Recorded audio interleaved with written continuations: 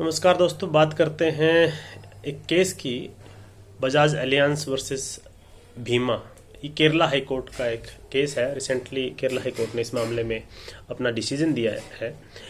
मामला इस तरह से है कि अगर कोई व्हीकल है, गुड्स व्हीकल है, और इस केस में ये मामला था कि थ्री व्हीलर है एक, जो गुड्स ले जाने लाने के लिए ऑथराइज्ड है। उसमें एक दो लोग साथ में बैठ गए, जो ड्राइवर था उसके साथ थ्री व्हीलर में, और बाद में वो एक्सीडेंट हो गया। अब एक्सीडेंट हो गया तो जो व्यक्ति ड्राइवर नहीं था, यानी कि साथ में बैठा हुआ था, उस व्यक्ति को चोट लगी और उसने कंपनसेशन क्लेम किया इंश्योरेंस कंपनी से। इंश्योरेंस कंपनी ने मना कर दिया कि इसको जो है जो क्लेम नहीं दिया जा सकता है। अब अगर इस तरह की बातें होती हैं तो होगा क्या? क्योंकि जनरली क्या है कि लोग, हम देखते हैं कि जैसे गुड्स व्हीकल हो, चाहे नॉर्मल भी अगर ऑटो देखते हैं तो उसमें तीन लोगों को पीछे बैठा लेते हैं, दो लोगों को ड्राइवर जो है अपनी सीट के अगल बगल में बैठा लेता है।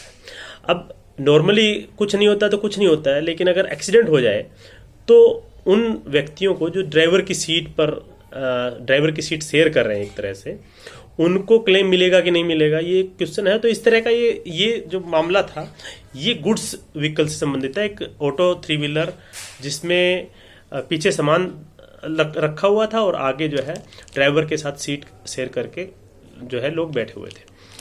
तो इसमें एक्सीडेंट हुआ। एक्सीडेंट के बाद क्लेम की बात आई तो कोर्ट ने ये कहा कि इसमें जो व्यक्ति ड्राइवर के साथ बैठे थे वो ग्रेजुएटस पैसेंजर है, यानी कि उनकी इस तरह से कोई वो नहीं है कि वो कोई ऑथराइज्ड वे में बैठे हैं, वो वैसे ही बैठ गए हैं, ड्राइवर ने बैठा लिया है। और जबकि ड्राइवर को बैठाना नहीं चाहिए, क्योंकि ड्राइवर अपनी सीट जो है किसी के साथ शेयर नहीं कर सकता है।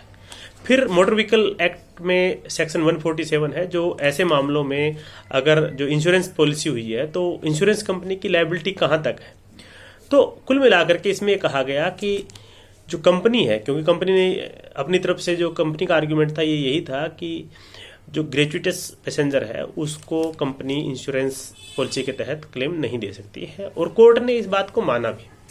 ऐसे पहले भी केस हुए हैं, सुप्रीम कोर्ट ने भी ऐसे मामलों में जजमेंट दी है और ये कहा है कि ग्रेजुएटस जो पैसेंजर होते हैं वो एमएसटी के तहत जो क्लेम है वो नहीं ले सकते हैं। कई साल पहले 2002 में हरियाणा में एक ऐसा हुआ था कि एक टाटा की जो गुड्स ट्रांसपोर्टेशन वाली गाड़ी थी, और उसमें एक शादी में वो गाड़ी गई हुई थी। शादी से वो सामान लेकर के वापस आ रहे थे, और उसमें शादी का सामान भी था जो दहेज का सामान होता है, और उसमें करीबन 30-40 लोग उस गाड़ी में बैठे हुए थे। वो एक्सीडेंट हो गई, कुछ लोगों को चोट लगी तो एक व्यक्ति उसमें एक्सपायर भी हो गया। तो उसकी तरफ से जो है जो क्लेम जो है वो मांगा गया।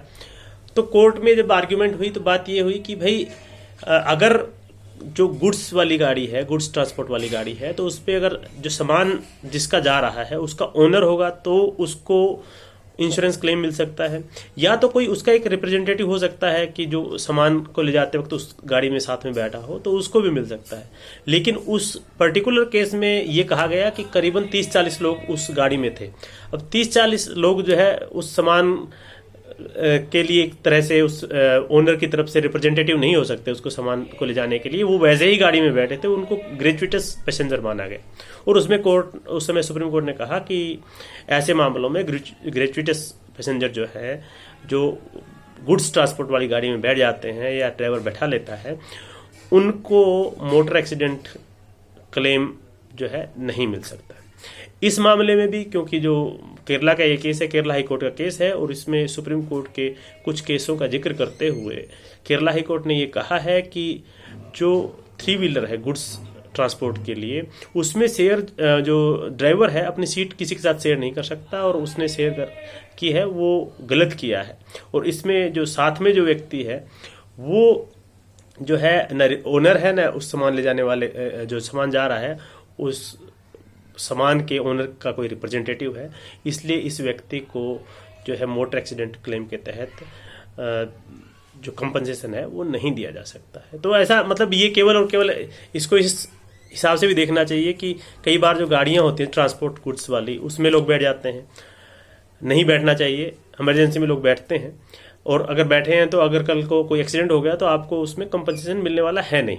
दूसरा ये भी है कि जैसे ऑटो, जैसे दिल्ली में अगर आप हैं तो आप देखोगे, या छोटे शहरों में भी, ऑटो जो ड्राइवर होता है वो अपनी सीट के अगल बगल भी बिठा लेता है लोगों को, और ऐसे बैठ के चलता है कि जैसे वो मतलब खड़ा होकर के गाड़ी चला रहा हो।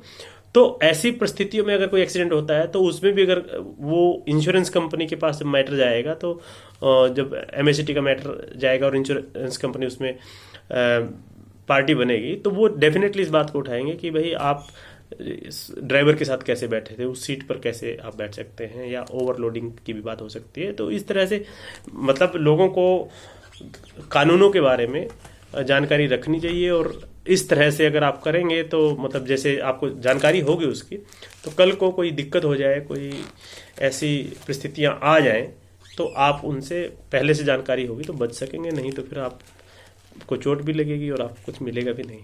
नमस्कार, धन्यवाद।